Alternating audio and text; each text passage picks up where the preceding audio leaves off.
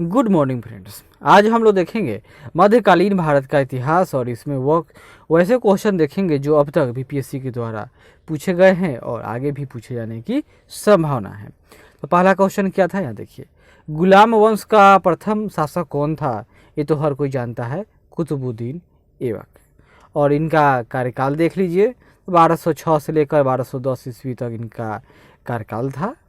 और यह कुतुबुद्दीन ऐबक क्या था? तो यह ऐबक नामक तुर्क जनजाति का था। बचपन में निसापुर के काजी फरुकुद्दीन अब्दुल अजीज कुकी ने एक दास के रूप में खरीदा था। काजी ने उसकी उचित ढंग से देखभाल की और सभी शिक्षाओं में पूर्ण कराया। ऐबक बचपन से ही अति सुरीले स्वर में कुरान पढ़ता था, जिस कारण वह कुरान ख्वा यानी कि कुरान का पाठ करने वाला के नाम से प्रसिद्ध हो गया। बाद में वह निसापुर से गजनी लाया गया, जहां उसे गोरी ने खरीद लिया। अपनी प्रतिभा व लगन व ईमानदारी के बदौलत उसने विकास करता चला गया। गोरी ने उसे अमीर आखूर यानी अश्वशाला का प्रधान बना दिया और यहीं से उसके जीवन का एक नया अध्याय आरंभ हुआ। वह दिल्ली का पहला तुर्क शासक था। यद्यपि वह लाहौर से ही शासन करता था, उसी को भारत यानी कि वह दिल्ली से शासन न किया, कहाँ से किया? तो लाहौर से ही शासन करता था। उसी को भारत में तुर्की राज्य का संस्थापक भी माना जाता है। गौरी की मृत्यु के बाद लाहौर के नागरिकों द्वारा आमंत्रित करने पर वह वहाँ गया। कहाँ पहुँचा? तो लाहौर पहुँचा। पहुँचकर शासन सत्ता अपने हाथ में लिया। यद्यपि उसने अपना राजाभिषेक गोरी के मृत्यु के 3 माह पश्चात जून 1206 में कराया था। ऐबक ने कभी सुल्तान की उपाधि धारण नहीं की। उसने केवल मलिक और सिपह सालार की पदवियों से ही अपने को संतुष्ट रखा। गोरी के उत्तराधिकारी गयासुद्दीन द्वारा मुक्ति पत्र यानी गोरी, कौन गोरी था? मोहम्मद गौरी। उसका उत्तराधिकारी क्या नाम था उसका? गयासुद्दीन। उसने इसको मुक्ति पत्र दे दिया और मुक्ति पत्र के बाद वह नियम पूर्वक 1208 में ऐबक को दास्ता से मुक्ति मिल गई। अब क्वेश्चन फिर दूसरा देखिए। कुतुबुद्दीन ऐबक की राजधानी थी, तो यह लाहौर से ही शासन किया करता था। 2.5 दिन का झोपड़ा क्या है? तो 2.5 दिन का झोपड़ा यह मस्जिद है। यह कुतुबुद्दीन ऐबक के द्वारा इसका निर्माण किया गया। अपनी उदारता के कारण कुतुबुद्दीन ऐबक इतना अधिक दान करता था कि उसे लाख बख्श यानी लाखों को देने वाला के नाम से पुकारा गया। फरिश्ता ने लिखा है कि यदि व्यक्ति किसी की दानशीलता की प्रशंसा करते थे तो उसे अपने युग का ऐबक पुकारते थे। इसकी एक उपाधि कुरान ख्वां भी थी। ऐबक को साहित्य से अनुराग था और स्थापत्य में भी रुचि थी। तत्कालीन विद्वान हसन निजामी और फख्र ए मुदब्बिर को उसका संरक्षण प्राप्त था। उन्होंने ऐबक को अपने ग्रंथ समर्पित किए थे।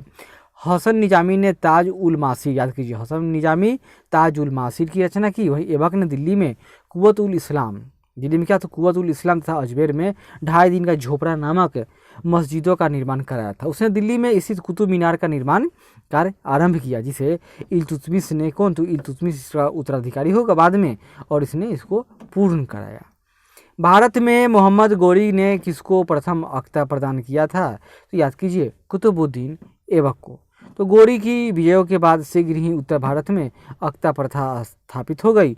गौर के मोहम्मद शाह यानी मोहम्मद शाम यानी मोहम्मद गौरी ने कुतुबुद्दीन ऐबक को 1191 में हांसी अख्ता या इख्ता मतलब होता है प्रांत प्रदान किया। 1192 ईस्वी में तराइन के द्वितीय युद्ध में उसने महत्वपूर्ण भूमिका निभाई। उसके कार्यों से प्रसन्न होकर गौरी ने उसे क्रमशः कुहराम और समाना का प्रशासक नियुक्त किया। वस्तुतः 1192 से लेकर 2006 ईस्वी तक उसने गौरी के प्रतिनिधित्व के रूप में उत्तरी भारत के विविध भागों का प्रशासन संभाला था। इस अवधि में ऐबक ने उत्तरी भारत में तुर्की शक्ति का विस्तार भी किया था। बिहार का प्रथम मुस्लिम विजेता कौन था? तो याद कीजिए, बख्तियार खिलजी। और मोहम्मद गौरी के एक साधारण दास था, कौन? तो इख्तियारुद्दीन मोहम्मद बिन बख्तियार खिलजी ने 1202 ईस्वी तक बिहार की विजय की तथा नालंदा एवं विक्रमशिला बिहार को तहस नहस कर राजधानी उदंतपुरी पर कब्जा कर लिया। उसने 1204 से 5 ईस्वी में बंगाल पर आक्रमण किया और उस समय बंगाल का शासक कौन था? सेन वंशीय लक्ष्मण सेन था। वह बिना युद्ध किए ही भाग गया। तुर्की सेना ने राजधानी नदिया में प्रवेश कर बुरी तरह उसकी लूटपाट की और राजा की अनुपस्थिति में नगर क्या करेगा? अब आत्मसमर्पण कर देता है। लक्ष्मण सेन ने भागकर दक्षिण बंगाल में शरण ली और वहीं कुछ समय तक शासन करता रहा। प्रसिद्ध पर्शियन इतिहासकार मिन्हाजुद्दीन सिराज ने अपनी पुस्तक तबकात ई नासिरी में बिहार में उसके हमलों के बारे में विस्तार से वर्णन किया है। बिहार पर बख्तियार खिलजी के हमले का पहला विवरण प्राप्त होता है, तो याद कर लीजिए तबकात ई नासिरी। लेखक कौन था? मिन्हाजुद्दीन सिराज। नालंदा बिहार का विध्वंस किसने किया था? बख्तियार खिलजी। इल्तुतमिश ने बिहार में अपना प्रथम सूबेदार नियुक्त किया था। किसे? तो याद कर लीजिए मलिक जानी को। तो 1225 ईस्वी में इल्तुतमिश ने बिहार शरीफ एवं रार पर अधिकार कर राजमहल की पहाड़ियों में तेलियागढ़ी के समीप हिसामुद्दीन एवाज को पराजित किया था। कौन? तो इल्तुतमिश ने। किसको? तो तेलियागढ़ी की पहाड़ी कहाँ है? तो राजमहल की पहाड़ियों के नज़दीक। क्या नाम था उसका? हिसामुद्दीन एवाज को पराजित किया और एवाज ने इल्तुतमिश का अधीनता स्वीकार कर ली। इल्तुतमिश ने एवाज के स्थान पर मलिक जानी को बिहार का सूबेदार नियुक्त किया था। वह प्रथम मुस्लिम शासक कौन था जिसने शासन के सिद्धांत यानी थ्योरी ऑफ किंगशिप को राजाओं की ईश्वरीय अधिकार सिद्धांत यानी थ्योरी ऑफ डिवाइन राइट के समान प्रतिपादित किया? यानी रॉक और लॉ की नीति कौन लागू किया था? याद कर लीजिए। 9th का कौन सा ही उत्तर होगा? गेस कीजिए। इसका उत्तर बलबन होगा। बलबन मजबूत शासक था। बलबन प्रथम मुस्लिम शासक था जिसने शासन के सिद्धांत को राजाओं के ईश्वरीय अधिकार सिद्धांत के समान प्रतिपादित किया था। इसके अनुसार सुल्तान पृथ्वी पर क्या है? ध्यान देखिए, ईश्वर का प्रतिनिधि यानी नियाबत एक खुदाई है और उसका स्थान पैगंबर के पश्चात है। राजा जी से क्या कहा गया जाएगा? जिले अल्लाह या जिले इल्लाही अर्थात ईश्वर का प्रतिबिंब है। उसने पुत्र बुगड़ा खां से कहा था सुल्तान का पद निरंकुशता का सजीव प्रतीक है। तो बलबन का पुत्र कौन था? बुगड़ा खां। 10वां देखिए क्या है? जब उसने राजत्व प्राप्त किया तो वह शरीयतों के नियमों और आदेशों से पूर्णतः स्वतंत्र था। यह बरनी का कथन है। किसके बारे में है? तो ये अलाउद्दीन खिलजी के बारे में है। अलाउद्दीन खिलजी, यहाँ देखिए, जियाउद्दीन बरनी ने उत्कथन अलाउद्दीन खिलजी के लिए कहा। अलाउद्दीन खिलजी दिल्ली का पहला सुल्तान था जिसने धर्म पर राज्य का नियंत्रण स्थापित किया। यानी अब धर्म राजा सुल्तान महत्वपूर्ण हो गया था। इस संदर्भ में अपनी नीति की व्याख्या करते हुए वह स्वयं कहता है कि क्या कहे? देखिए, मैं नहीं जानता कि कानून की दृष्टि में क्या उचित है और क्या अनुचित है। मैं राज्य की भलाई और अवसर विशेष के लिए जो उपयुक्त समझता हूँ उसी को करने की आज्ञा देता हूँ। अंतिम न्याय के दिन मेरा क्या होगा मैं नहीं जानता। यानी उसको डर भी लगता था कहीं तख्ता पलट हो जाए, जब वो अल्लाह के पास जाएगा तो उसमें उसका क्या होगा। अलाउद्दीन ने राज्य पद के विषय में बलबन के विचार को पुनः जीवित किया। वह राज्य की सार्वभौमिकता में विश्वास करता था जो पृथ्वी पर ईश्वर का प्रतिनिधि मात्र है। उसने अपनी शक्ति की वृद्धि के विषय में खलीफा की अनुमति लेना आवश्यक न समझा, इसलिए उसने खलीफा से अपने पद की मान्यता प्राप्त करने के संबंध में कोई याचना नहीं की। उसने अपने को यामीन उस खिलाफत नासिरी अमीर उल मुमानीन बताया था। इतना बड़ा नाम याद कर लीजिए। इस प्रकार अलाउद्दीन खिलजी दिल्ली का पहला सुल्तान था जिसने धर्म को राजनीति में हस्तक्षेप नहीं करने दिया। अलाउद्दीन उलेमा वर्ग के प्रभाव से मुक्त रहा। अलाउद्दीन खिलजी के प्रसिद्ध सेनापतियों में से किसकी मंगोलों के विरुद्ध लड़ते हुए मृत्यु हो गई थी? यानी अलाउद्दीन खिलजी का कौन सा सेनापति था जो मंगोलों के खिलाफ लड़ते हुए वीर गति को प्राप्त हुआ? याद कर लीजिए, उसका उत्तर होगा जफर खां। अलाउद्दीन का प्रसिद्ध सेनापति जफर खां मंगोलों को विरुद्ध लड़ता हुआ मारा गया, जो अपने समय का श्रेष्ठ और साहसी सेनापति था। जफर खां के शौर्य और भारतीय सेना की दृढ़ता से मंगोल इतने प्रभावित हुए कि वे उसी रात वो जो सीमा रेखा था उससे दूर भाग गए। रानी पद्मिनी का नाम अलाउद्दीन की चित्तौड़गढ़ विजय से जोड़ा जाता है। उसके पति का नाम था राणा रतन सिंह। पद्मिनी की कहानी का आधार 1540 ईस्वी में मलिक मोहम्मद जायसी द्वारा लिखित काव्य पुस्तक पद्मावत है। और इसके अनुसार पद्मिनी चित्तौड़ के राणा रतन सिंह की अत्यंत सुंदर और विदुषी पत्नी थी। अमीर खुसरो ने सुलेमान और रानी सैबा के प्रेम प्रसंग का उल्लेख अपने ग्रंथ में किया था। उसने अपने संकेतों में अलाउद्दीन की समानता सुलेमान से तथा पद्मिनी की तुलना सैबा से की थी। संभवतः इसी आधार को मानकर मलिक मोहम्मद जायसी ने पद्मावत की रचना की थी। राणा रतन सिंह की रानी पद्मिनी की कहानी बनी। अलाउद्दीन खिलजी के आक्रमण के समय देवगिरी का शासक कौन था? याद कर लीजिए, रामचंद्र देव था। अलाउद्दीन के आक्रमण के समय देवगिरी का शासक रामचंद्र देव था। 1296 ईस्वी में देवगिरी के शासक रामचंद्र देव ने अलाउद्दीन के सफल आक्रमण से बाध्य होकर उसे प्रति वर्ष एलिचपुर की आय भेजने का वादा किया था, परंतु 1305 ईस्वी अथवा 1306 ईस्वी में उसने उस कर को दिल्ली नहीं भेजा, जिस कारण 1307 ईस्वी में अलाउद्दीन ने मलिक काफूर के नेतृत्व में एक सेना देवगिरी पर आक्रमण करने के लिए भेजी। राणा रामचंद्र देव युद्ध में पराजित हुआ और उसने आत्मसमर्पण कर दिया। किस सुल्तान के काल में खालिसा भूमि अधिक पैमाने में विकसित हुई थी? कौन सी? तो खालिसा भूमि। तो अलाउद्दीन खिलजी के समय में खालिसा भूमि यानी यह सरकारी भूमि कहिए इसको। अलाउद्दीन की राजस्व और लगान व्यवस्था का मुख्य उद्देश्य एक शक्तिशाली और निरंकुश राज्य की स्थापना करना था। उसने उन सभी व्यक्तियों से भूमि छीन ली जिन्हें वह मिलकर अर्थात राज्य द्वारा प्रदत्त संपत्ति, इनाम, ईद, रात, पेंशनें तथा वक्फ अर्थात धर्मार्थ प्राप्त हुई भूमि आदि के रूप में मिली थी। फलतः खालिसा भूमि अधिक पैमाने पर विकसित हुई। अलाई दरवाज़ा का निर्माण किस सुल्तान ने करवाया था? तो अलाउद्दीन खिलजी इसका सही उत्तर है। अलाई दरवाज़ा का निर्माण अलाउद्दीन खिलजी ने कुतुब मीनार के निकट करवाया। इसका निर्माण लाल पत्थरों तथा संगमरमर के द्वारा हुआ। यह 1311 ईस्वी में बनकर तैयार हुआ।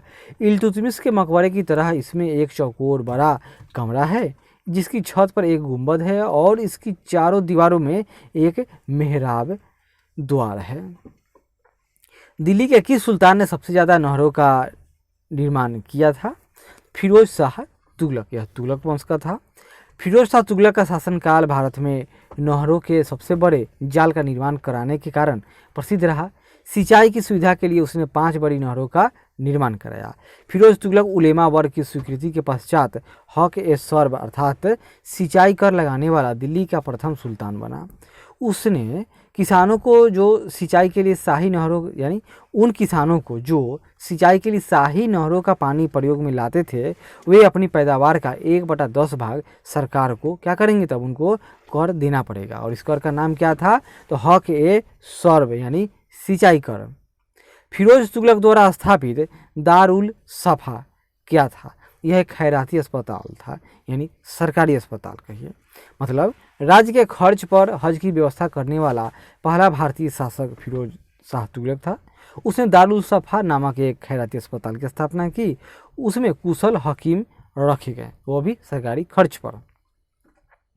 निम्नलिखित में से किस सुल्तान ने बेरोजगारों को रोजगार दिलवाया? फिरोज शाह तुगलक। और फिरोज शाह तुगलक ने सामान्य लोगों की भलाई के लिए क्या किया? तो यह कुछ कार्य किए, जैसे इनके लिए एक जो बेरोजगार लोग हैं उनकी नियुक्ति के लिए एक दफ्तर, नाम क्या था उसका? रोजगार दफ्तर, ये खोलकर तथा प्रत्येक मनुष्य के गुण एवं योग्यता की पूरी जांच पड़ताल के बाद यथासंभव अधिक से अधिक लोगों को नियुक्ति देकर उसे बेकारी की समस्या को हल करने का उसने प्रयास किया था। निम्नलिखित में से किस सुल्तान के दरबार में सबसे अधिक गुलाम थे? यहाँ भी उत्तर फिरोज शाह तुगलक होगा। फिरोज को दासों का बहुत शौक था। उसने दासों की संख्या उसके समय में लगभग 1,80,000 हो गई थी। उनकी देखभाल के लिए एक पृथक विभाग दीवान ए बंदगान का गठन किया गया। उन दासों की शिक्षा का पूर्ण ध्यान रखा जाता था। उसमें प्रत्येक दास को 10 से 100 टंके के बीच वेतन मिलता था। कभी कभी जागीरें भी मिलती थी। फिरोज का यह शौक राज्य के लिए हानिकारक सिद्ध हुआ। निम्नलिखित में से किस सुल्तान ने फलों की गुणवत्ता सुधारने के लिए उपाय किए थे? यह भी काम फिरोज शाह तुगलक ने ही करवाया था। तो फिरोज शाह तुगलक ने बागवानी में अपनी अभिरुचि के कारण दिल्ली के निकट 1200 नए बाग लगवाए तथा अलाउद्दीन के 30 पुराने बागों को फिर से लगवाया। फारसी यात्री अब्दुल रज्जाक भारत में किस राजा के शासनकाल में आया था? तो अब्दुल रज्जाक यह देवराय सेकेंड के काल में विजयनगर साम्राज्य में आया था। कहाँ? तो विजयनगर साम्राज्य। यहाँ देखिए, फारसी राजदूत अब्दुल रज्जाक संगम वंश के सबसे प्रतापी शासक देवराय सेकेंड यानी 1422 से 1446 ईस्वी के शासनकाल में विजयनगर आया था। उसने अपने यात्रा वृत्तांत सदाइन व मज्म उल बहरीन में देवराय सेकेंड के शासनकाल का वर्णन किया है। तैमूर के आक्रमण के बाद भारत में किस वंश का राज स्थापित हुआ? याद कीजिए, सैयद खान। तैमूर के आक्रमण कब होगा? तो तैमूर लंग का आक्रमण 1398 में होता है। तुगलक शासन को कमजोर कर दिया यह इस वंश ने। 1412 ईस्वी में नसीरुद्दीन की मोहम्मद के बाद ही तुगलक वंश का अंत हो गया। 1413 ईस्वी में सरदारों ने दौलत खां को दिल्ली का सुल्तान चुना, परंतु दौलत खां का सूबेदार कौन था? खिज्र खान ने पराजित कर दिया। वह तैमूर द्वारा नियुक्त लाहौर का सूबेदार था। तैमूर के आक्रमण के बाद 1414 ईस्वी में उसने दिल्ली पर अधिकार कर एक नए वंश सैयद वंश की नींव डाली। निम्नलिखित में से किस सुल्तान ने एक नगर बसाया जहां अब आगरा है? तो किसने ऐसा काम किया था? तो सिकंदर लोदी ने किया था। 17 जुलाई 1489 ईस्वी को निजाम खां सुल्तान सिकंदर शाह के नाम से सिंहासन पर बैठा। कौन? तो निजाम खां बैठा। किस नाम से? सुल्तान सिकंदर शाह। वह लोदी वंश का महानतम शासक था। 1504 ईस्वी में सिकंदर लोदी ने राजस्थान के शासकों पर नियंत्रण के उद्देश्य से यमुना नदी के किनारे आगरा नामक नवीन नगर बसाया। इसे अपनी राजधानी बनाया। उसने कृषि और व्यापार की उन्नति के लिए प्रयत्न किया। नाप का पैमाना क्या था उसके समय? गज सिकंदरी। उसी के समय आरंभ किया गया। उसने निर्धनों के लिए मुफ्त भोजन की व्यवस्था की। उसके समय में योग्य व्यक्तियों की एक सूची बनाकर प्रत्येक 6 माह पश्चात उसके सामने प्रस्तुत की जाती थी। वह शिक्षित और विद्वान था। उसके स्वयं के आदेश से उसने एक आयुर्वेदिक ग्रंथ का फारसी में अनुवाद किया था जिसका नाम फरहंगे सिकंदरी रखा गया। उसके समय में गायन विद्या का एक श्रेष्ठ ग्रंथ, क्या नाम उसका? लज सिकंदर शाही की रचना हुई। सिकंदर लोदी शहनाई सुनने का बहुत शौकीन था। वह गुल रुखी उपनाम से कविताएं लिखता था। क्या नाम था उसका? गुल रुखी। विजयनगर के उस पहले शासक की पहचान करें जिसने बहमनियों से गोवा को छीना। याद कीजिए, उसका क्या नाम था? हरिहर सेकेंड। 1377 ईस्वी में बुक्का की मृत्यु के बाद उसका पुत्र हरिहर द्वितीय सिंहासन पर बैठा। उसने महाराजा धीराज की उपाधि ग्रहण की। उसने कनारा, मैसूर, तिरुचिन्नापल्ली, कांची आदि प्रदेशों को जीता और श्रीलंका के राजा से राजस्व वसूल किया। बहमनी राज्य से भी उसका संघर्ष हुआ। 1377 ईस्वी में सुल्तान मुजाहिद्दीन ने उसके राज्य पर आक्रमण किया किंतु सफल नहीं हुआ। हरिहर सेकेंड की सबसे बड़ी सफलता पश्चिम में बहमनी राज्य से बेलगांव व गोवा छीनना था। वह शिव अर्थात विरूपाक्ष का उपासक था। विजयनगर के राजा कृष्णदेव राय ने गोलकुंडा का युद्ध किस राजा के साथ लड़ा था? याद कीजिए, कुली कुतुब शाह। तो विजयनगर के राजा कृष्णदेव राय ने गोलकुंडा का युद्ध किसके साथ? तो किसके खिलाफ? यानी तो कुली कुतुब शाह के खिलाफ लड़ा था। विजयनगर के राजा कृष्णदेव राय ने गोलकुंडा का युद्ध गोलकुंडा के सुल्तान कुली कुतुब शाह के साथ लड़ा। गोलकुंडा में कुतुब शाही वंश की स्थापना कुली कुतुब शाह ने की थी। जब कृष्णदेव राय उड़ीसा के साथ युद्ध में व्यस्त था तब कुतुब शाह ने विजयनगर की सीमा पर स्थित पांगल और गुंटूर के दुर्ग पर आक्रमण किया तथा वारंगल, कोडबिंदु आदि के किले जीत लिए। इसके पश्चात उसने विजयनगर पर आक्रमण करने का प्रयास किया। कृष्णदेव राय और कुतुब शाह के बीच संघर्ष हुआ। कुतुब शाही सेना पराजित हुई। विजयनगर साम्राज्य के वित्तीय व्यवस्था की मुख्य विशेषता क्या थी? भू राजस्व कर। विजयनगर राज्य को विभिन्न स्रोतों से आय प्राप्त होती थी जैसे कि भू राजस्व, संपत्ति कर, व्यापारिक कर, व्यवसायिक कर, उद्योगों पर लगाए जाने वाले कर, सामाजिक और सामुदायिक कर तथा अपराधों के लिए आरोपित अर्थदंड। भूमि का भली भांति सर्वेक्षण किया जाता था और उपज का 1/6 भाग भूमि कर के रूप में वसूल किया जाता था। शिष्ट यानी भूमि कर नामक कर राज्य की आय का प्रमुख स्रोत था। केंद्रीय राजस्व विभाग को 58 यानी अस्थवन या अथवन कहा जाता था। विजयनगर साम्राज्य का अवशेष कहाँ मिलता है? हम्पी में मिलता है। कहाँ? हम्पी के खंडहर यानी कहाँ है? तो ये वर्तमान कर्नाटक में अवस्थित है। विजयनगर साम्राज्य की प्राचीन राजधानी का प्रतिनिधित्व करते हैं। विजयनगर काल में बना विरूपाक्ष मंदिर यहीं पर अवस्थित है। हम्पी यूनेस्को की विश्व विरासत स्थलों की सूची में भी सम्मिलित है। दीवाने अर्ज विभाग संबंधित था। दीवाने अर्ज, तो यह सैन्य विभाग था। क्या कहिए, रक्षा विभाग होगा। दीवाने आरिज अथवा आरिज ए मुमालिक सल्तनत काल में सैन्य विभाग का प्रमुख अधिकारी होता था। क्या नाम था? दीवाने आरिज अथवा आरिज ए मुमालिक सैन्य विभाग का प्रमुख। आरिज ए मुमालिक का विभाग ही दीवाने अर्ज कहलाता था। इस विभाग की स्थापना बलबन ने की थी। किसने? तो बलबन ने। शिवाजी की राजधानी कहाँ थी? रायगढ़ है। 1674 ईस्वी में शिवाजी ने अपना राज्याभिषेक कराया तथा छत्रपति की उपाधि धारण की एवं रायगढ़ को अपनी राजधानी बनाया। उस युग के महान विद्वान बनारस के पंडित विश्वेश्वर उर्फ गंगा भट्ट ने उन्हें क्षत्रिय घोषित करते हुए उनका राज्याभिषेक कराया। सरंजामी प्रथा किससे संबंधित थी? सरंजामी प्रथा यह मराठा भू राजस्व प्रथा थी। मराठा काल में सरंजामी प्रथा भू राजस्व प्रशासन से संबंधित थी। इस काल में मराठा जागीरदारों को सरंजामी भूमि उनके निर्वहन के लिए प्रदान की जाती थी। किसको? तो मराठा जागीरों को।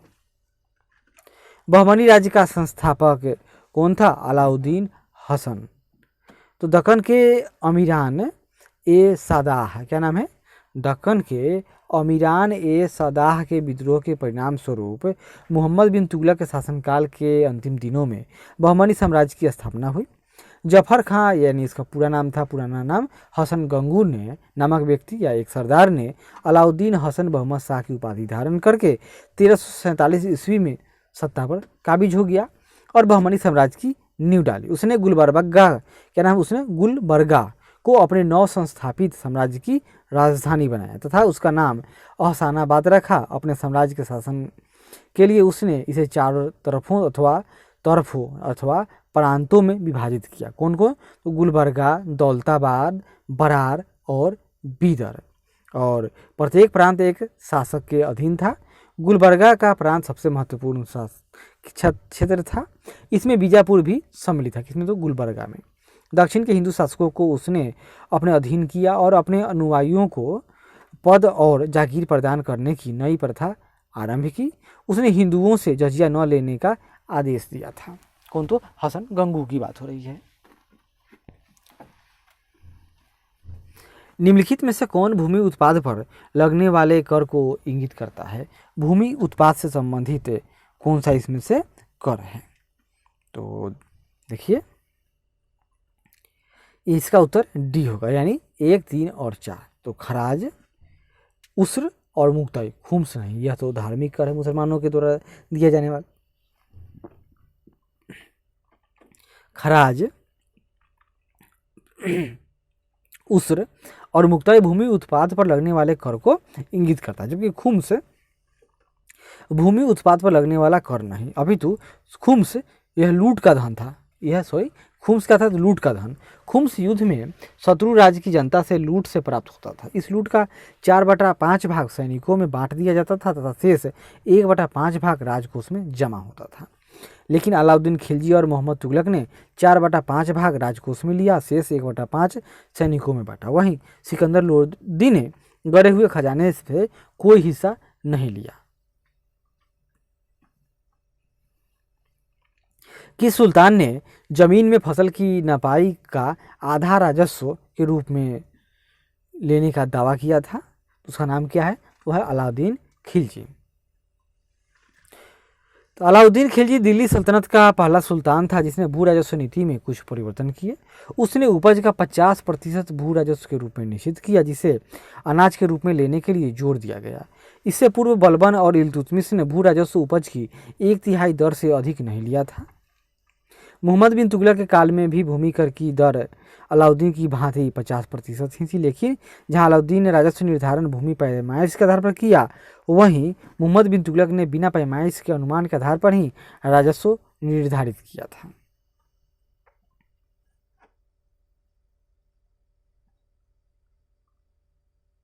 शेख बहाउद्दीन जकारिया किस संप्रदाय के थे? याद कीजिए, सुहरावर्दी संप्रदाय। कौन? तो शेख बहाउद्दीन जकारिया। भारतवर्ष में सुहरावर्दी संप्रदाय शेख बहाउद्दीन जकारिया से आरंभ होता है। सूफियों के इस संप्रदाय में शेख सदरुद्दीन आरिफ, शेख रुकनुद्दीन अबुल फतह और शेख जलालुद्दीन सुर्क आदि हुए हैं। इस संप्रदाय के संत सुखमय जीवन पर बल देते थे, धन और संपत्ति को साधना में बाधक नहीं मानते थे। कौन? तो सुहरावर्दी संप्रदाय वाले, यानी ये लोग पद लेते थे। इन शासकों में से किसने अपनी सैन्य टुकड़ियों को 200, 250, 500 की इकाइयों में विभाजित किया था? इसका उत्तर ई होगा। ऐसा क्यों? क्योंकि ऐसा बहुत सारे लोग करेंगे। यहाँ देखिए, इस्लाम शाह शेर शाह का पुत्र था। इस्लाम शाह ने पूरे उत्तर भारत में लगभग 8 वर्षों तक शासन किया और उसकी मृत्यु 1553 ईस्वी में हुई। इस्लाम शाह ने ही अपनी सैन्य टुकड़ियों को 50, 200, 250 और 500 की इकाइयों में विभाजित किया था। संभवतः शेरशाह के समय में भी सैन्य विभाजन की यह प्रणाली प्रचलित थी। अतः लोक सेवा आयोग ने क्या किया? इसका उत्तर ई माना। जवाबित का संबंध किससे था? जवाबित, तो यह क्या था? राज्य कानून था। यह जवाबित का संबंध राज्य के कानून से था। सल्तनत काल के सिक्के टंका, ससगनी एवं जीतल किन धातुओं के थे? तो टंका यह क्या था? चांदी का था। ससगनी चांदी का था, लेकिन जो जीतल था यह तांबे का था। तो सल्तनत काल में टंका चांदी, जीतल तांबे का बना होता था। ये दोनों सिक्के इल्तुतमिश द्वारा प्रचलित किए गए। ससगनी भी चांदी का सिक्का था। टंका का एवं जीतल का अनुपात 1:48 था। टंका एवं जीतल का अनुपात 1:48 था। भारत में कागज का प्रयोग कब से आरंभ माना जाता है? तो लगभग 12वीं शताब्दी की बात है। विश्व में सर्वप्रथम कागज का आविष्कार चीन में हुआ। भारत में कागज का प्रयोग 12वीं शताब्दी में आरंभ हुआ। आशुतोष संग्रहालय कलकत्ता में 1105 ईस्वी का पेपर संरक्षित है, जिसका शीर्षक है पंच रक्षा। यह भारत में कागज का सबसे प्राचीन प्रमाण है। तबकात ए नासरी का लेखक कौन है? मिनहाज उस सिराज। तबकात ए नासरी मिनहाज उस सिराज का ग्रंथ है, जो सुल्तान नसरुद्दीन को समर्पित है।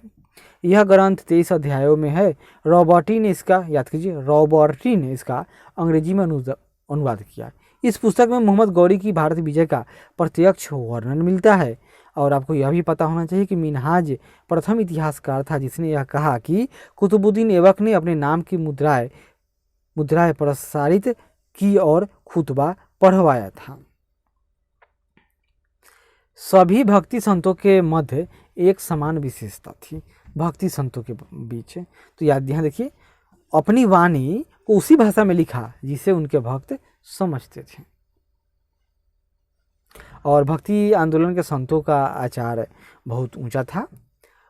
उसमें से बहुतों ने देश का भ्रमण किया और वे कई प्रकार के लोगों से मिले जिनके विचार भिन्न थे। उन संतों ने साधारण लोगों की भाषाओं को उन्नत करने में अपना योगदान दिया।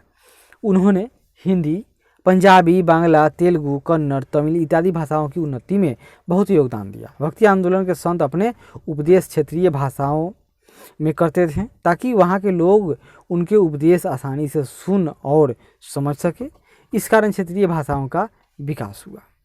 निम्नलिखित में से किस सुल्तान ने निजामुद्दीन औलिया से भेंट करने से इनकार कर दिया था? यानी किस सुल्तान से? कौन? तो निजामुद्दीन औलिया से भेंट करने से इनकार कर दिया और क्या कहा कि अभी दिल्ली दूर है। तो इसका उत्तर कौन होगा? तो बी। यहाँ देखिए, बी मतलब कौन था इसमें? अलाउद्दीन खिलजी। अलाउद्दीन खिलजी के बारे में क्या कहा था उसने कि एक गेट से आएगा तो उसका 2 गेट है, दूसरे से वो भाग जाएगा। तो शेख निजामुद्दीन औलिया ने 7 सुल्तानों का राज देखा जो कि एक के बाद एक सत्तासीन होते रहे, किंतु वे कभी भी किसी के दरबार में नहीं गए। सुल्तान जलालुद्दीन ने शेख से मिलने का बहुत प्रयास किया। यहाँ तक उसने शेख के प्रिय शिष्य अमीर खुसरो के माध्यम से भी प्रयत्न किया, किंतु जब शेख को ज्ञात हुआ कि सुल्तान आने वाला है तो वे औजोधन चले गए। इस प्रकार औलिया न तो सुल्तान से मिले और न ही इनकार किया। दूसरी तरफ जब अलाउद्दीन ने उनसे मिलने की आज्ञा मांगी तो शेख ने उत्तर दिया कि मेरे मकान के 2 दरवाजे हैं, यदि सुल्तान एक के द्वारा आएगा तो मैं दूसरे के द्वारा बाहर चला जाऊंगा।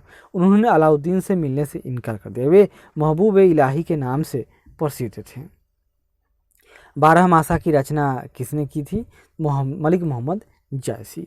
बारहमासा की रचना मलिक मोहम्मद जायसी ने की थी। जायसी की पद्मावत, अखरावट एवं आखिरी कलाम में से पद्मावत का हिंदी साहित्य में महत्वपूर्ण स्थान है। पानीपत के युद्ध में बाबर की जीत का मुख्य कारण क्या था? तो उसकी सैन्य कुशलता।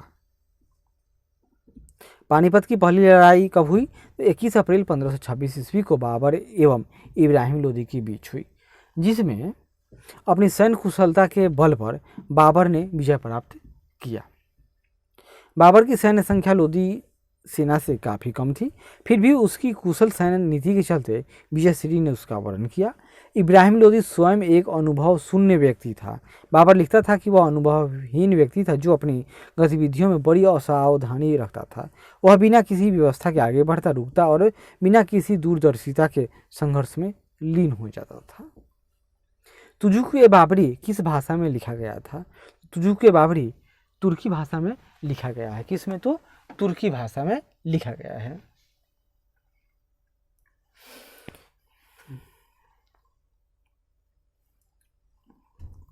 मुगल साम्राज्य की आधारशिला रखने वाले जहीरुद्दीन मोहम्मद बाबर ने अपनी जीवन संबंधी घटनाओं को एक ग्रंथ में स्वयं ही लिखा। इसे तुजुक-ए-बाबरी या बाबरनामा कहते हैं। यह किताब तुर्की भाषा में लिखी गई है, किंतु तुर्की मुगल दरबार की राजभाषा नहीं थी, अपितु यह सम्मान फारसी को प्राप्त थी। हुमायूं ने चुनार दुर्ग पर प्रथम बार आक्रमण कब किया? तो यह घटना है 1532 ईस्वी की। तो हुमायूं ने चुनार दुर्ग पर प्रथम बार आक्रमण 1532 ईस्वी में किया। इस किले को उसने 4 महीने तक घिरे रखा, जिसके बाद शेर खान ने हुमायूं की अधीनता स्वीकार कर ली। इसके अतिरिक्त 1531 ईस्वी में उसने कालिंजर पर आक्रमण किया और 1532 ईस्वी में राय सीन के महत्वपूर्ण किले को जीत लिया। निम्नलिखित में से किसने अपने बादशाह पति के लिए मकबरे का निर्माण कराया था? तो हाजी बेगम इसका उत्तर होगा। क्या होगा? हाजी बेगम। तो हाजी बेगम ने अपने पति हुमायूं के मकबरे का निर्माण दिल्ली यानी दीन पनाह में 1564 ईस्वी में करवाया था। इस मकबरे का नक्शा मिर्जा गियासी यानी जो इस ईरानी वास्तुकार ने तैयार किया था। श्वेत संगमरमर से बना यह भारत का प्रथम गुंबद वाला मकबरा है। इस मकबरे के परिसर में एक बाग है और इस बाग के बीचों बीच इस मकबरे का निर्माण किया गया है। हुमायूंनामा की रचना किसने की थी? गुलबदन बेगम। बाबर की शहजादी गुलबदन बेगम ने हुमायूंनामा की रचना की थी, जो फारसी भाषा में है। बादशाह अकबर ने अकबरनामा के प्रणयन के लिए सामग्री एकत्र करने के उद्देश्य से यह आदेश दिया कि बाबर तथा हुमायूं के राज्यकाल के विषय में जिसे कुछ भी स्मरण हो वह उसे लेखबद्ध करके उसकी सेवा में प्रस्तुत करे। अतः अनेक लोगों ने इतिहास लिखना आरंभ किया। गुलबदन के हुमायूंनामा की रचना भी इसी आदेशानुसार हुई। हुमायूं द्वारा लड़े गए 4 प्रमुख युद्धों की तिथि अनुसार सही क्रम अंकित करें। युद्ध स्थलों का नाम नीचे अंकित है। तो चौसा में तो हार गया था। चौसा, देवरा, कन्नौज, सरहिंद, तो यह भी नहीं होगा। देवरा, कन्नौज, चौसा और सरहिंद आगे देखते हैं। इसका सही उत्तर यहाँ देखिए, देवरा, चौसा, कन्नौज, सरहिंद। सरहिंद में तो वो वापसी करेगा। हुमायूं द्वारा लड़े गए 4 प्रमुख युद्धों का क्रम ऐसे देखिए, देवरा, चौसा, कन्नौज और सरहिंद। 1531 ईस्वी में उसने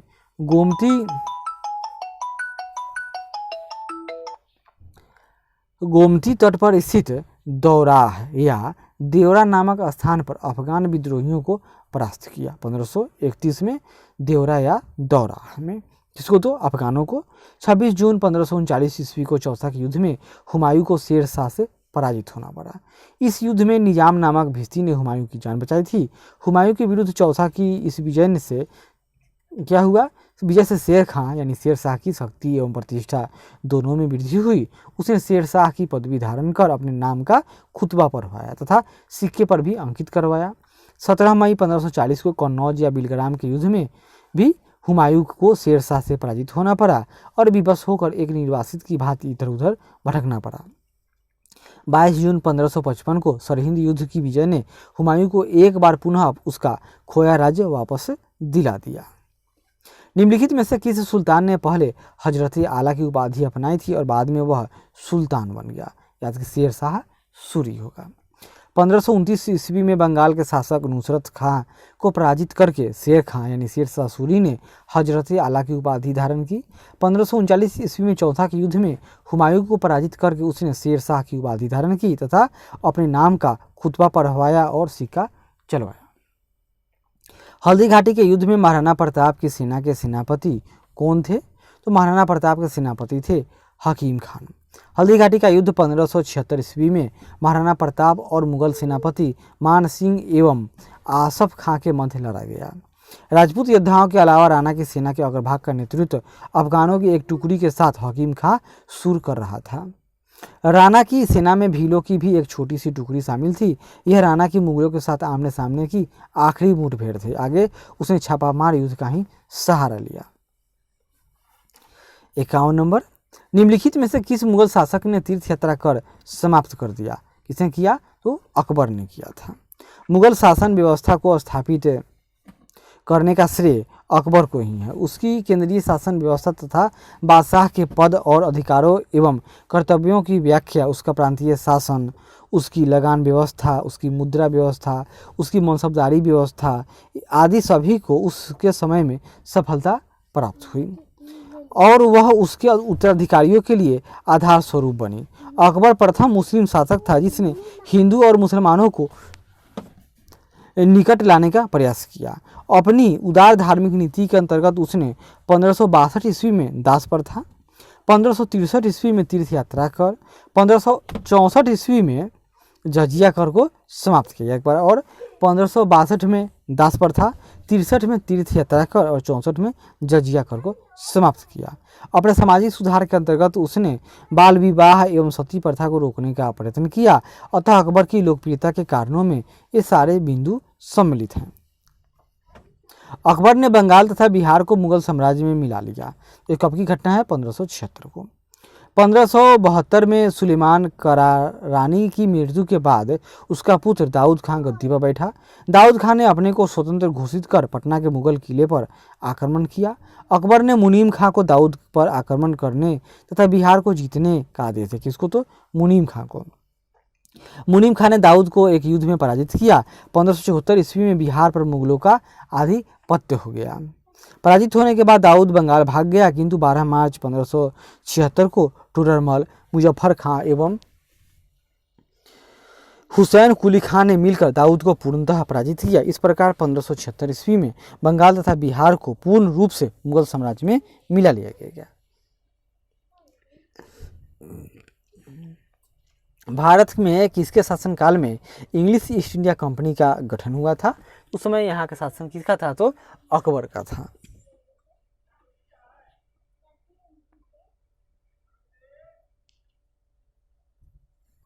दिसंबर 1599 ईस्वी में लंदन में कुछ व्यापारियों ने लॉर्ड मेयर की अध्यक्षता में एक सभा का आयोजन किया। इसमें पूर्वी द्वीप समूह के साथ व्यापार की योजनाएं तैयार की गई। इन व्यापारियों ने पूर्व के देशों के साथ व्यापार करने के आशय से 1599 ईस्वी में एक कंपनी का गठन किया। इसका नाम governor and company of merchants of London trading into the East Indies रखा गया। इसे जॉन कंपनी के नाम से भी जाना जाता था। इस दौरान भारत का बादशाह अकबर था। एतमाद-उद-दौला का मकबरा आगरा में किसने बनवाया था? तो नूरजहां ने बनाया था। किसने? तो नूरजहां। एतमाद-उद-दौला का मकबरा नूरजहां ने 1622 से 28 के मध्य में अपने पिता की मृत्यु के बाद बनवाया। यह आगरा यमुना नदी के तट पर स्थित एक अत्यंत अलंकारित इमारत है। यह चतुर्भुजाकार मकबरा बेदाग सफ़ेद संगमरमर का बना ऐसा पहला मकबरा है जिसमें बड़े पैमाने पर संगमरमर का प्रयोग किया गया है तथा अलंकरण के लिए इस्लामिक भवनों में पहली बार पित्रा दूरा यानी संगमरमर में सोने तथा कीमती पत्थरों की जरावट शैली का प्रयोग किया गया। मध्यकाल में बटाई शब्द का अर्थ था। मध्यकाल में बटाई शब्द का जो अर्थ था उसका अर्थ होगा लगान निर्धारण का एक तरीका। मध्यकाल में बटाई शब्द का तात्पर्य लगान निर्धारण की एक पद्धति थी जिसमें वास्तविक उपज का बंटवारा राज्य और कृषक के बीच होता था। शेर शाह सूरी ने लगान निर्धारण के लिए 3 प्रणालियां अपनाई थी। एक नस्क या मुक्तई अथवा कनकूत, सब शेरशाह सूरी के समय की बात है। नस्क, मुक्तैया, कनकूत, दूसरा था नकदी अथवा जब्ती, तीसरा था गल्ला, बख्शी या बटाई। जिसमें नस्क या मुक्ताई अथवा कनकूत मतलब क्या था, खेत बटाई। दूसरा मतलब क्या है, नकदी या जब्ती मतलब लंक बटाई। एवं तीसरा रास बटाई। क्लियर है, आगे बढ़ते हैं। दस्तान ए अमीर हमजा का चित्रांकन किसके द्वारा किया गया? तो दस्तान ए अमीर हमजा का चित्रांकन यहाँ कटकुट है, मतलब क्या, अकबर ने अपने ग्रंथों को चित्रित करवाया था। इसमें सर्वप्रथम दस्तान ए अमीर हमजा है। यह हुमायूं के काल में चित्रित इसका होना आरंभ हुआ था और अकबर के शासनकाल में पूर्ण हुआ। बदायूं और शाह नवाज खां के अनुसार इसे तैयार करने में लगभग 15 वर्ष लगे थे। पहले सैयद अली और बाद में अबू समद, याद कीजिए, पहले सैयद अली और बाद में अब्दू सद की देखरेख में प्रायः 50 चित्रकारों ने इसे तैयार किया। इसमें करीब 1400 चित्र हैं और जिस चित्र क्या हैं तो 27 गुना 20 आकार वाले असमान रूप से लंबे चौड़े फोलियो के एक तरफ चिपकाए हुए हैं। यह ग्रंथ फारसी नायक अमीर हमजा यानी मोहम्मद साहब के चाचा के वीरतापूर्ण कारनामों का उल्लेख करता है। यूरोपीय चित्रकारी का प्रवेश किसके दरबार में हुआ था? अकबर के समय की बात है। अकबर के दरबार में यूरोपीय चित्रकला का प्रवेश पुर्तगालियों के माध्यम से हुआ था, जिनसे मुगल चित्रकारों ने 2 विशेषताएं ग्रहण की। एक था व्यक्ति विशेष का चित्रण और दूसरा था दृश्य में आगे दिखने वाली वस्तुओं को छोटे आकार में बनाना। चित्रकला का विकास हुमायूं के शासनकाल में आरंभ हुआ। अकबर के शासनकाल में यूरोपीय चित्रकला का प्रभाव मुगल चित्रकला शैली पर पड़ा। अकबर के दरबार में मिस्किन एक यूरोपीय शैली का चित्रकार था। अकबर के समय दसवंत अग्रणी चित्रकार था। दसवंत जहांगीर के शासनकाल को मुगल चित्रकला का स्वर्ण युग यानी स्वर्ण काल कहा जाता है। दसवंत और बसावन प्रसिद्ध चित्रकार मुगल सम्राट के दरबारी थे। तो किस मुगल सम्राट? तो ये अकबर के समय के थे। दसवंत और बसावन अकबर कालीन चित्रकार थे। दसवंत जो एक कहार का बेटा था के काम से अकबर इतना प्रभावित हुआ था कि उसने इसे अपने समय के अग्रणी चित्रकार बनने में सहयोग दिया, किंतु बाद में यह महाचित्रकार मानसिक रूप से विक्षिप्त हो गया और 1584 में इसने आत्महत्या कर ली। अकबरकालीन चित्रकारों के नाम में अबुल फजल ने अपनी पुस्तक आईन अकबरी में गिनाए हैं।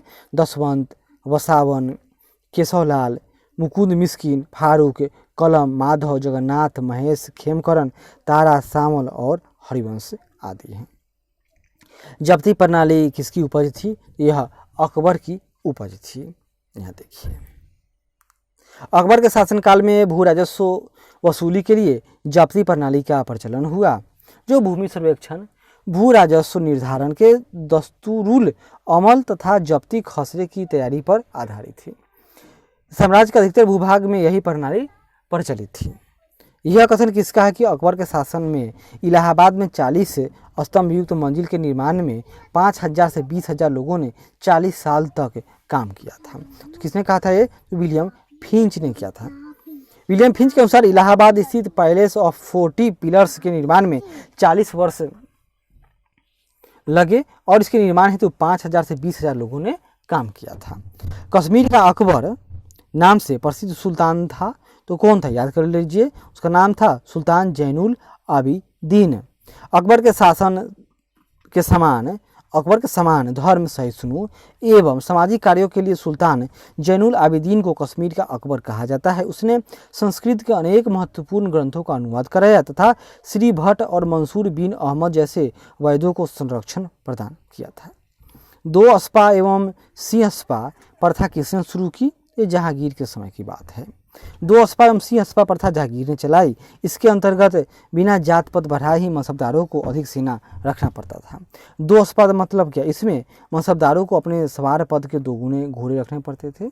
2 अस्पा यानी मनसबदारों को अपने सवार जितना है उसका 2 गुना घोड़ा, और सिंह अस्पा इसमें मनसबदारों को अपने सवार पद के 3 गुना घोड़ा रखना पड़ता था। ईरान के शाह और मुगल शासकों के बीच झगड़े की जड़ क्या थी? तो कंधार थी। कंधार राज्य ईरान के शाह और मुगलों के बीच संघर्ष की जड़ थी, क्योंकि कंधार को अपने हाथों में रखना मुगल शासक और ईरान के शाह के लिए प्रतिष्ठा का विषय बन गया था। दोनों शासकों की साम्राज्यवादी योजनाओं को कार्यान्वित किया जाना बहुत कुछ कंधार को अपने हाथों में रखने पर ही निर्भर करता था। दिल्ली के लाल किले का निर्माण करवाया गया था। तो तो दिल्ली के लाल किले का निर्माण शाहजहां ने करवाया था। अकबर के फतेहपुर सीकरी की भांति शाहजहां ने दिल्ली में अपने नाम पर शाहजहानाबाद नामक एक नगर की स्थापना 1638 ईस्वी में की तथा वहां अनेक सुंदर एवं वैभवपूर्ण भवनों का निर्माण कर उसे सुसज्जित करने का प्रयास किया। शाहजहानाबाद में के भवनों में लाल किला सबसे प्रमुख है। चतुर्भुजाकार यह किला लाल बलुआ पत्थर से निर्मित होने के कारण लाल किला के नाम से प्रसिद्ध है। इसका निर्माण 1648 ईस्वी में पूर्ण हुआ था। इस किले के पश्चिमी गेट का नाम लाहौरी दरवाजा, दक्षिणी गेट का नाम दिल्ली दरवाजा। यह सुंदरता तथा शोभा में अनोखा है तथा संभवतः विश्व में अतुल्य है। निम्नलिखित में से किस इतिहासकार ने शाहजहां के शासनकाल को मुगल काल का स्वर्ण युग कहा है? तो DL श्रीवास्तव ने अपनी पुस्तक मुगलकालीन भारत में लिखा है कि शाहजहां का शासनकाल भारत के मध्ययुगीन इतिहास में स्वर्ण युग के नाम से प्रसिद्ध है। यह केवल कला और कला में ही वास्तुकला की दृष्टि से ही सत्य माना जा सकता है। याद कीजिए, केवल कला और कला में भी तो वास्तुकला की दृष्टि से बस। JN सरकार और B. स्मिथ शाहजहां के काल को स्वर्ण काल मानने के पक्ष में नहीं है। ऐसा शर्मा ने शाहजहां के काल को स्पष्ट रूप से मुगल काल का स्वर्ण काल माना है। औरंगजेब द्वारा चलाए गए जिहाद का अर्थ क्या था? दारुल इस्लाम, यानी इस्लाम को वे पवित्र करेंगे। औरंगजेब सर्वोपरि एक उत्साही सुन्नी मुसलमान था। उसकी धार्मिक नीति सांसारिक लाभ के किसी विचार से प्रभावित नहीं थी। उदार धारा के विरुद्ध सुन्नी कट्टरता के समर्थक के रूप में राज सिंहासन प्राप्त करने वाले की हैसियत से उसने कुरान के कानून को कठोरता से लागू करने का प्रयास किया।